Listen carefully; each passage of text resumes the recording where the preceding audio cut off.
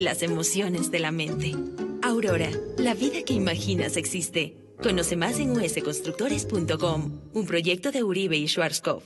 Hola, quiero aprovechar este espacio en la radio para contarte sobre la cuenta que ahorra tu tiempo. Yo la abrí en pocos minutos desde internet. Llené mis datos, registré mi información laboral y confirmé la dirección para la entrega de mi tarjeta de débito y ¡listo! Sin ir al banco. Tan rápido que me sobró tiempo para mandarles un saludo a mis abuelos de Cuenca, que me están escuchando. Abuelitos, este fin de semana los voy a visitar. Ingresa a ahorrodetiempo.com y quédate con tiempo para esas cosas que también importan. Nos estamos transformando. Banco Pichincha en confianza. Hay mundos para todos. Mundos en los que las miradas inspiran. Mundos en los que las sonrisas expresan. Mundos en los que las palabras motivan. Mundos en los que los sueños crean. Mundos en los que cada acción es una oportunidad para ser tú mismo. Tu mundo, su mundo, nuestro mundo está lleno de significado. Este es el sentido invaluable de ser socio. Diners Club, tu mundo sin límites. Fin de espacio promocional y publicitario. 8:23. Sí, son las 8:23 de la mañana. Parece, noble paisano, que tuviste alguna dificultad en el tránsito hasta la emisora, pero te agradecemos por todo el esfuerzo que has hecho de poder reunirnos, aunque sea unos minutitos, para un continuará, porque la obra es gigante en su contenido, digna de reflejar especialmente a nuestros nietos y a nuestros hijos lo que a nosotros, le decía a la gente, nos enseñaron. Ahí seguramente te aficionaste y llegaste a una alta universidad, prestigiosa Universidad del Reino Unido, donde se formó el historiador Enrique Ayala Mora.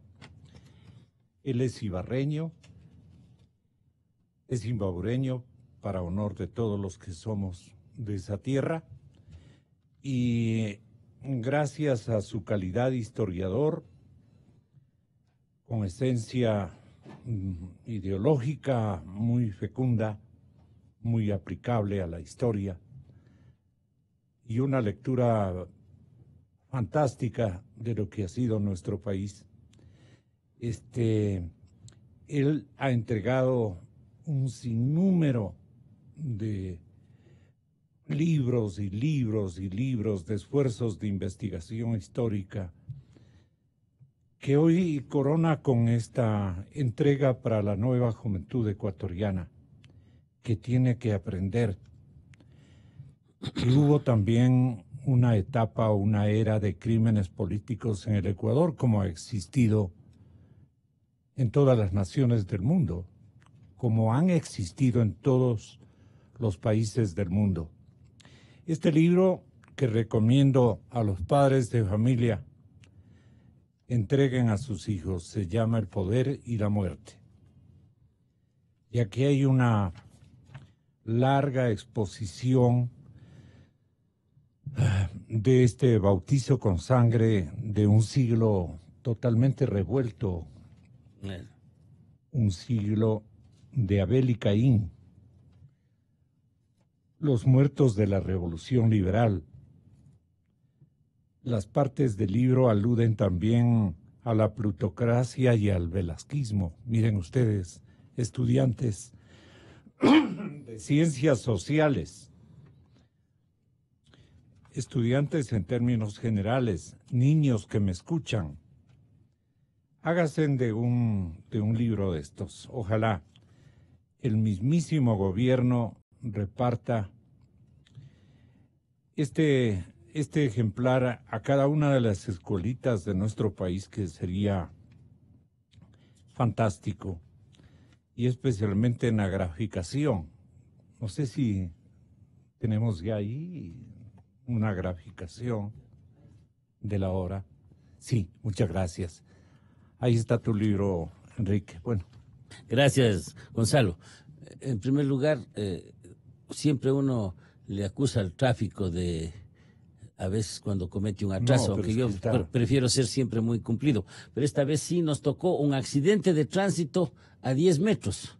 Entonces nos pararon por ambos lados en la avenida 6 de diciembre y nos tuvieron 20 minutos mientras llegaban las agentes y... Eso ocurre. Es un problema más grave del común, porque no fue solamente el trancón normal. Porque te voy a molestar algunas ocasiones, porque el libro... Y ya me anunciaron eso. Luego, gracias, Gonzalo, por la invitación, por haberle dado importancia a esta obra. Además, por una cosa que te agradezco especialmente, y es por haber leído, mientras yo no pude estar aquí, las partes pertinentes del libro, que yo creo que ya les daba a los oyentes y a quienes nos ven en el canal una idea de cómo se puede afrontar este asunto. En realidad, los crímenes son un momento de shock en toda sociedad. Es indiscutible que tienen una gran importancia y que han incidido en algunos aspectos de la vida pública, pero no son, digamos, momentos de cambio de periodo, no son momentos decisivos en lo que tiene que ver con la estructura de las sociedades. Las causas, para eso son distintas. Sin embargo, son un momento en el cual uno puede ver como una radiografía las contradicciones de la sociedad. Y por eso estudiamos los crímenes. Estudiamos por eso y además por otras dos razones fundamentales. Primero, porque casi siempre los crímenes se han cometido en dictaduras, se han cometido en actos antidemocráticos, y lo que hay es que consolidar la democracia, precisamente haciendo honor al nombre incluso de la radiodifusora. Y además para que no se vuelvan a cometer, para que la gente vea lo grave que es para una sociedad tener que cargar con un crimen. En ese sentido, pues, se hizo una investigación, no ha sido... De los siglos XIX y XX. Así es, no ha sido contratada por Diners ni por el Banco Pichincha. Esta fue una investigación que comenzamos en un grupo en la Universidad Central, en la Facultad de Comunicación de la Universidad Central hace ya muchos años, en 94, que lo suspendimos por razones de que yo estaba de rector de la Universidad Andina y no podía dedicarme a la investigación, y la retomamos precisamente cuando yo salí del rectorado y hemos culminado este trabajo ya en la Universidad Andina. De manera que son las dos universidades... ¿Y la DIN Ediciones? Es el editor. Cuando tuvimos listo el libro, cuando el libro estaba ya preparado, fui yo a DIN Ediciones, les presenté la idea. Ellos tienen un público interesante al que lo venden a través de la tarjeta, y me pareció que era la editora ideal. Y lo han hecho, pues como ves, muy bien, en una edición de lujo muy bonita, pero desgraciadamente muy cara. Y entonces yo siempre he estado insistiendo y exigiendo que una vez que agoten, y parece que el día del lanzamiento ya se agotó, esta edición de tapa dura, se haga una... Pero en la otra revista de ellos, en Diners, han hecho un alcance también. Aparecen y van a aparecer todos los meses en Diners. Pero lo que estamos pidiendo... Pero siempre viene a ser una lectura elitista. Hay que buscar, por eso decía yo, ojalá tomemos alguna otra iniciativa para que van a hacer una edición popular de estos vaya a cada escolita, decía van a hacer una edición popular que va a salir mucho más barata. Qué bueno. Porque la idea es que llegue a la gente, ¿no? Entonces es una idea de que hay una edición, como llaman, de librería, porque este es un libro... ¿Tú crees que el pueblo está ausente de la escena política? Bueno, el pueblo no está ausente de la escena política. Lo que a veces está ausente, o casi siempre está ausente, son de las decisiones. Pero en la escena sí está, movilizándose, protestando, siendo víctima de las medidas económicas que se toman, en fin. El pueblo no es un ausente de nuestra historia, el pueblo es el actor fundamental. Qué lindo. Ahora, de todas maneras, ese actor fundamental no toma las decisiones. Y por otra parte, aclaremos, no ha sido nunca actor de un crimen. Los crímenes se cometen desde el poder. Por eso el nombre del libro. El libro además está dividido en dos tomos. El primero, que va desde 1830 a 1959, en que se da el último, te acordarás, esa matanza de Guayaquil, hasta ahora inexplicada, el 3 y el 4 de junio de 1959. Y luego, desde los años 60, desde la represión de estudiantes y campesinos. Hay una fotografía desgarradora. Truculenta, ¿no? Y luego hasta, por desgracia, ojalá no haya, Dios no quiera, un crimen parecido al de los periodistas del comercio. Ese es el último que va a ir en el libro que se editará en unos pocos meses, el segundo tomo. Hay un segundo tomo. Hay un segundo tomo en el que va justamente desde el 60 hasta el año 2018. Bueno, y ya tenemos a mano la versión más o menos correcta de lo que ocurrió. Verás, en el caso el libro está casi terminado. Hay otra versión, ¿no? Falta solo un artículo que estamos preparando, que se está buscando quien lo haga, que es el que corresponde al asesinato de los 3 periodistas del Comercio, que fue un crimen político horrendo, ¿no? Cometido, parece que por gente vinculada a la narcoguerrilla, que ahora se está reactivando. Por eso me pareció importante que también le pongas al público la información directa desde Colombia de qué está sucediendo. Qué grave. Bueno, esta centuria, porque casi estamos escenificando un siglo que tú le das en llamar siglo revuelto y que está preñado de acontecimientos, de predominios, de liderazgos regionalistas que siempre han habido, ¿no? ¿Cuál es el vicio de nacimiento de ese siglo revuelto? Bueno, el vicio de nacimiento fue pues que la fundación del Ecuador significó el fin del gran sueño integracionista de Bolívar. Significó la salida de Bolívar del poder, su persecución y al fin su muerte. Y también ese siglo revuelto comenzó con un crimen que bañó nuestra historia desde el principio, el del general Sucre, que fue asesinado precisamente cuando venía de Colombia a Quito por una banda de delincuentes venezolanos y colombianos, y lo digo con orgullo porque no hubo un solo ecuatoriano en ese crimen, ¿no es cierto?, que lo mataron en la selva de Berruecos. Fue asesinado precisamente el mariscal Antonio José de Sucre, que pudo bien haber sido el primer presidente de la República del Ecuador. Y entonces, pues, venía eso, porque no, hasta él no quería. No quería, el que quería era Flores, que al final fue cómplice de su asesinato, ¿no? Más que cómplice, ¿no? Con el general Obando. Claro, Obando fue el actor directo. ¿Este era venezolano? No, Obando, colombiano. Era un destacado miembro de la élite. Y era una pelea por Nariño, ¿no? Entre otras cosas, pues, el naciente Ecuador, que todavía no se llamaba Ecuador, y la Nueva Granada estaban peleando por la jurisdicción de Pasto, por lo que hoy es Nariño, que no existía, ¿no? Claro. Y en esa pelea, pues, parece que el cambalache fue, yo te doy Pasto, pero tú me das la cabeza de Sucre. Y efectivamente cumplieron ese horroroso pacto y el gran mariscal de Ayacucho, el principal héroe de nuestra independencia, es coherente que Flores tenía mucho interés en venirse a coronar. Claro. Casi ahora, rey de Ecuador. Lo que pasa es que la muerte de Sucre fue una muerte anunciada. Él fue presidente del Congreso Admirable. No, es que tenemos una indignación. Fue presidente de la legislatura de la Gran Colombia, fue el último presidente de la legislatura de Colombia. Se disolvió ese Congreso, Bolívar renunció, comenzó un relajo interno en ese país que se disolvía, ya Venezuela se había separado. Ecuador, o lo que hoy llamamos Ecuador, que se llamaba Distrito del Sur, se había separado pocos días antes, y Sucre sale de Bogotá. Y le advierten y le dicen, vean, a usted lo van a matar. Hay un grupo de extremistas radicales que lo consideran a usted un peligro y lo van a matar. Pero Sucre lo desecha.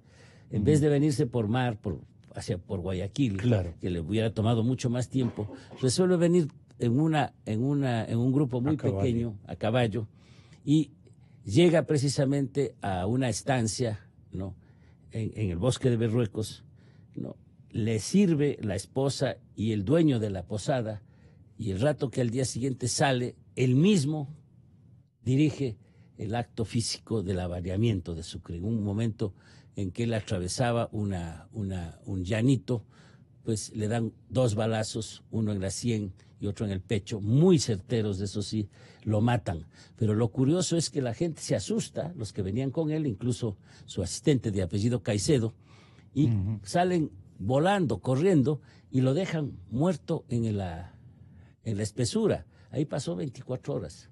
Al día siguiente tuvieron que regresar, lo vieron, nadie le había robado, lograron recobrar el reloj incluso, y le hicieron una tumba provisional, lo enterraron ahí. Y luego, claro, fueron a anunciar en Quito. Su esposa, la marquesa de Solanda, doña Mariana Carcelén, pues recibió la noticia devastada. Pero le trajo al cadáver. Pero dispuso la traída del cadáver, ¿no?, que lo vino 15 días después, cubierto en sal para que se conservara, ¿no? Llegó aquí y lo tuvieron precisamente, primero en la hacienda El Deán. Es una hostería ahora y todavía se puede ver la capilla donde estuvo Sucre. Luego lo pasaron a San Francisco y por fin ella lo ocultó en el convento del Carmen Moderno, del Carmen Bajo, como se llamaba. Ahí lo ocultó, porque temían o que fuera profanado, porque Flores estaba en el poder, o que fuera entregado a Venezuela, porque los venezolanos querían llevarse a Sucre. Después de haberle maltratado a los venezolanos a Sucre y a Bolívar de la peor forma, ¿no? El dictador venezolano de entonces, Páez, no le permitió entrar a Sucre, a su país. Le prohibió la entrada. Después de haberlos maltratado, los venezolanos se han vuelto ultrabolivarianos, todos, ¿no? De una manera u otra, y querían llevarse a Sucre. Entonces el celo de que entreguen el cadáver de Sucre hizo que lo oculten. Y solo apareció 70 años después, en que el obispo González Suárez, que era historiador, logró que una monja desembuchara, una de las pocas monjas que se acordaba dónde estaba el cadáver, ¿no es cierto?, y le contara. Y luego le pidió... Pues, que ¿dónde le encontraron? En el monasterio, en el monasterio del Carmen Bajo, ¿no? Y entonces ahí pues se hizo la excavación, encontraron y vino la pelea. Que era un secreto de las monjas, misioneras. Claro. De las monjas. Una monjita de apellido Jameson. Es interesante el apellido porque quien dice no era ecuatoriana. Claro que era ecuatoriana. Era hijo de un coronel de la Independencia. Era un coronel inglés de apellido Jameson que se había casado aquí y una de sus hijas solteras se había hecho monja. Entonces esta monjita es la que había sido amiga de unas madres carcelenes que eran tías de la marquesa y ellas sabían dónde estaba se iba a perder para siempre, se moría esta monjita y no habíamos encontrado el cadáver sino en alguna remodelación. Con un sentimiento de afectividad y de amor por la marquesa y afectividad e interés incluso de ser un líder de Ecuador, en una especie de como de reparto afectivo. Bueno, él escogió, ese fue el problema. Él escogió que se le entierren en Quito. Eso había dicho varias veces. Pero había dado instrucciones contradictorias. En algún momento dijo, yo quiero entregar a la iglesia mis restos. Él quería que descansen en suelo sagrado. Eso dijo una vez. Pero otra vez dijo, quiero que mis cenizas se descansen en el volcán de mi gloria, que él boten sus cenizas al Pichincha. Entonces los liberales querían quitarles a los curas el cadáver e irlo a enterrar en lo que hoy es la cima de la Libertad. ¿No? Y querían hacer ahí ya un templo de la patria desde esa época. En cambio, la iglesia decía no. La viuda nos ha encargado a nosotros, la iglesia es la custodia del cadáver y por lo tanto nosotros lo vamos a conservar. Entonces el propio González Suárez propuso una solución, que se haga una capilla en la catedral especial, se la construyó y ahí descansa en la tumba más importante del país el mariscal Sucre, los restos del mariscal Sucre, que varias veces los venezolanos han querido llevarse, pero que no se los hemos permitido. Incluso la última, un chavista demente, se le ocurrió que le entregáramos parte del cadáver de Bolívar, de Sucre, en una forma verdaderamente grotesca. Casi lo sacamos a patadas del país, ya son algunos años. Y sí, ese fue el último intento, ¿no es cierto? Entonces Sucre, pues, es el símbolo.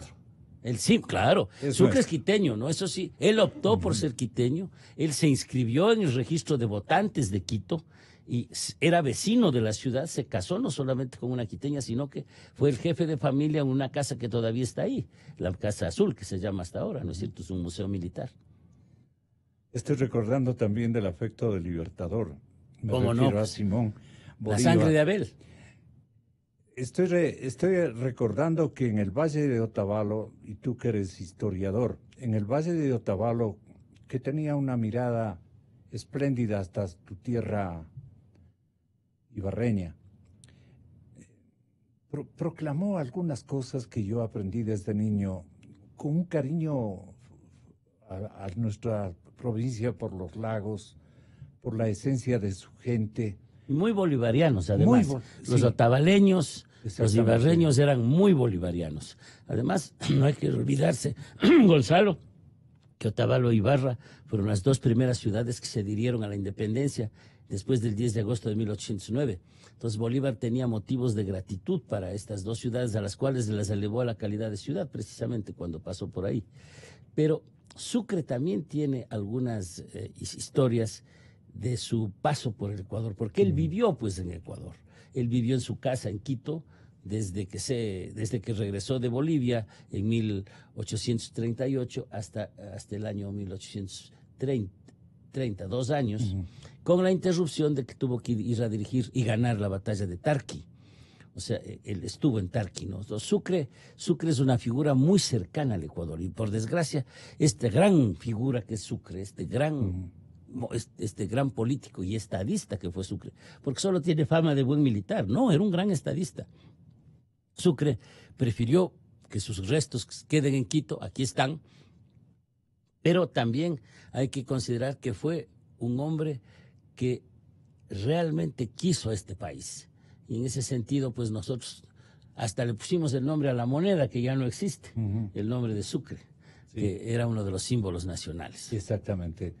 Y perdona, pero en Otavalo las dos principales calles de la urbe se denominan Simón Bolívar y Mariscal Sucre. Y la plaza principal de Otavalo también se llama Bolívar. Simón Bolívar, así es. Sí. Entonces, pues sí, hay toda una Aunque tradición. los hermanos Garcés, las recuerdas a ¿Cómo no? a todos los intelectuales de ese tiempo, Víctor Gabriel y Enrique, se empeñaron en ubicarle a Rumiñahui. A Rumiñahui, en el centro de la plaza, sí, para impedir que los conservadores le pongan a Bolívar. Sí, era una lucha entre conservadores y liberales, algo por el estilo. Oye, pero este asunto del asesinato al gran mariscal, qué horror, ¿cómo transaron Juan José Flores y José María Obando? Hay una carta, pues, en que en esa época también había ñaños lindos. Ah, ya. Sí, le dice hermano del alma, le dice Obando, le dice a Flores, la carta está Flores. Publicada, y está ahí citada en el texto, no en el que es el resumen, esa infografía que publica Dainer, sino en el texto del artículo, está precisamente... Obando era parecido al Polis. Exactamente, ñaño del alma le dice, vente y aquí nos ponemos de acuerdo. Y efectivamente, pues, se pusieron de acuerdo, Obando ordenó el asesinato por escrito. Hay una pequeña cédula en la cual él ordena el asesinato. Sin embargo, lo negaron. Y lo que es curioso, los liberales colombianos que son tan leales a su partido, no hay cómo mencionarles el asunto, porque es uno de los fundadores del Partido Liberal, Obando. Y entonces ellos niegan, pues dicen que no. Pero Obando llegó a confesar que había sido el asesino. Además, su principal ayudante, Erazo y Murillo, que fueron los dos ejecutores, también confesaron. El uno, incluso antes de ser fusilado, llamó a un notario y contó cómo había sido el asesinato, de manera que mayor evidencia no hay al respecto.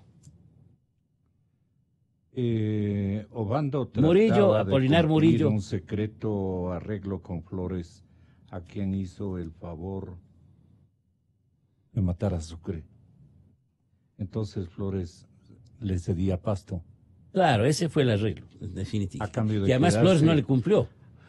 Porque después invadió Pasto, pero los colombianos los rechazaron y le ganaron la batalla de Cuasput. Sí, le ganaron la batalla cercana a Pasto, precisamente, no, Cuasput fue 30 años después. Y entonces, que permitió precisamente que Pasto quedara en manos de lo que se llamaba Nueva Granada. O sea, entonces, si no ocurría lo de Berruecos, Mariscal iba a ser nuestro... Bueno, es la pregunta que hizo Jorge Ortiz en el lanzamiento del libro. ¿Qué hubiera pasado si es que Sucre llegaba? ¿Cambiaba la historia del país? ¿Hubiéramos tenido un presidente, un estadista de presidente que nos bautizaba el país de otra manera? Mi respuesta es la siguiente. Primero, creo que si no lo mataban en Berruecos, lo mataban en otra parte. Porque eso estaba previsto. Lo mataban en el Valle del Chota, lo mataban llegando a Quito. Sucre estaba condenado a muerte. Entonces la autoría es de Flores. En primer lugar. Y en segundo lugar, pongamos que llegaba a ser presidente. Bueno, hubiera pasado lo mismo que con Bolívar y con él mismo, pues. A Bolívar le despecharon. Le hicieron la vida de tal manera todos, que tuvo que irse del poder. Y Sucre, le hicieron lo mismo en Bolivia. Sucre fue presidente de Bolivia 2 años. No pudo cumplir el periodo de 4 años. Entre las tropas peruanas que estaban ocupando Sucre, ya se llamaba Sucre la capital de Bolivia, cuando Sucre vivía, ¿no? Sucre, ocupaban Sucre. Entre los políticos bolivianos de entonces no lograron ponerse de acuerdo, le hicieron la vida amarga y él renunció voluntariamente.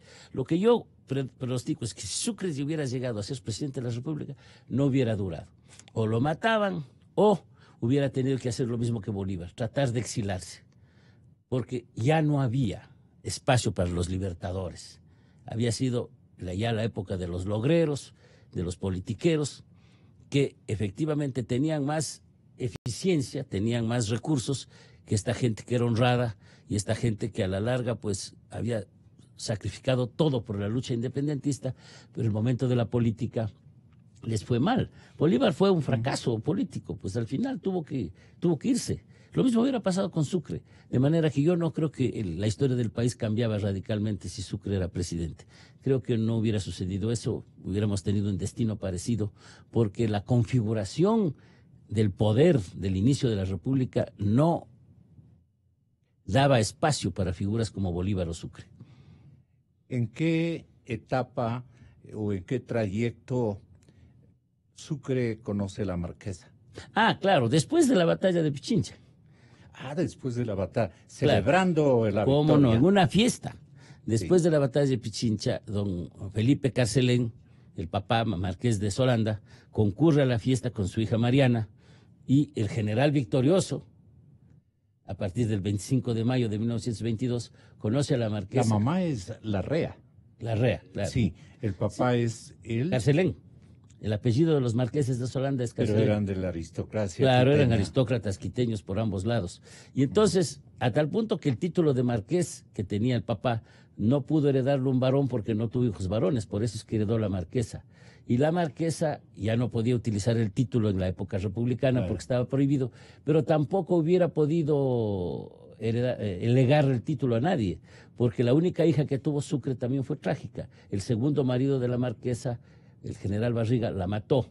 Unos dicen que en forma inintencional, que no fue intencional. Y otros dicen que sí. Yo creo que personalmente fue un acto de descuido. Le soltó desde un balcón y se cayó al contra la... Y logró luego que se inscriba como que había muerto con una fiebre, entre paréntesis. Sí. Entonces, la marquesa la conoció a Sucre, pero lo que es interesante, y con esto te voy a dejar para quedar para el día lunes, quedamos, ¿no, Gonzalo? Porque tengo que ir a dar clase. Pero verás, te cuento. Yo tengo que pasar un programa. Te cuento una cosa curiosísima.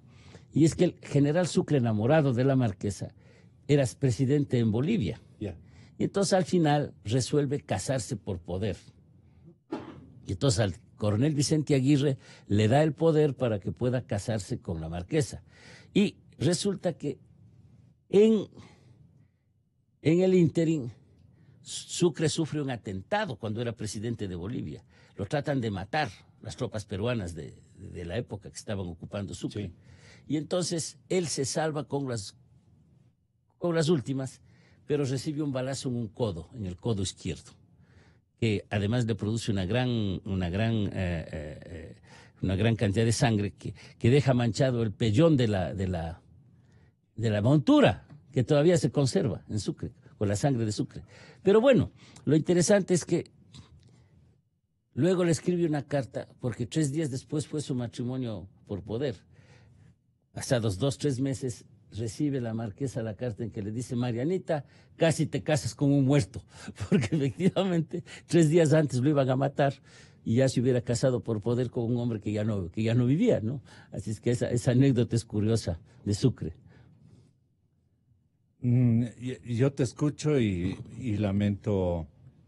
Bueno, así decidió Taita Dios, como decimos nosotros en Imbabura.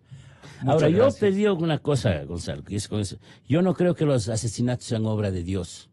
Desde luego. González Suárez, en el discurso, en el sermón que dio, la oración fúnebre de Sucre, dijo que hay 2 momentos en la historia humana. Era obispo de Ibarra. En la historia humana.